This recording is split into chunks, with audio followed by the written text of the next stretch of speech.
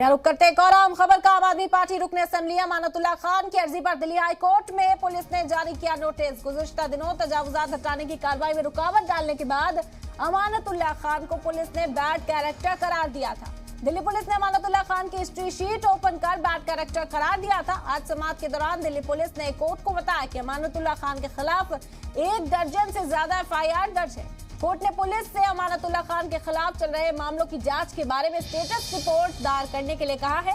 बता दें कि इस मामले पर अब 28 जुलाई को अगली समाअत होगी। तो ये बेहद अहम खबर अमानतुल्लाह खान से जुड़ी आपको इस वक्त बता रहे हैं। आम आदमी पार्टी रुकने असेंबली अमानतुल्लाह खान की अर्जी पर दिल्ली हाई कोर्ट ने पुलिस को नोटिस जारी किया है।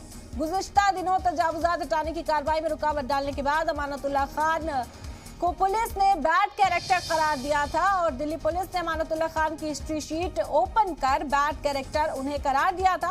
और आज समाअत के दौरान दिल्ली पुलिस ने कोर्ट को बताया कि अमानतुल्लाह खान के खिलाफ 1 दर्जन से भी ज्यादा मामले दर्ज हैं, जिस पर कोर्ट ने पुलिस से अमानतुल्लाह खान के खिलाफ चल रहे मामलात की जांच की जो स्टेटस रिपोर्ट है वो दायर करने के लिए कहा। और अब इस मामले में 28 जुलाई को अगली समाअत होगी। गैर कानूनी तजावुजात हटाने पहुंची थी MCD और वहां अमानतुल्लाह खान मुखालिफत करने के लिए पहुंचे थे, जिसके बाद उन्हें हिरासत में लिया गया था। और अब एक बार फिर से ये सियासत गरमाती हुई अमानतुल्लाह खान के नाम पर आम आदमी पार्टी रुकने असेंबली अमानतुल्लाह खान की अर्जी पर दिल्ली हाई कोर्ट में आज नोटिस जारी किया। और तफसीली जानकारी के साथ हमारे नुमाइंदा शोएब रजा बराह रास्त इस वक्त हमारे साथ जुड़ गए। शोएब, क्या खबर मिल पा रही है इस हवाले से?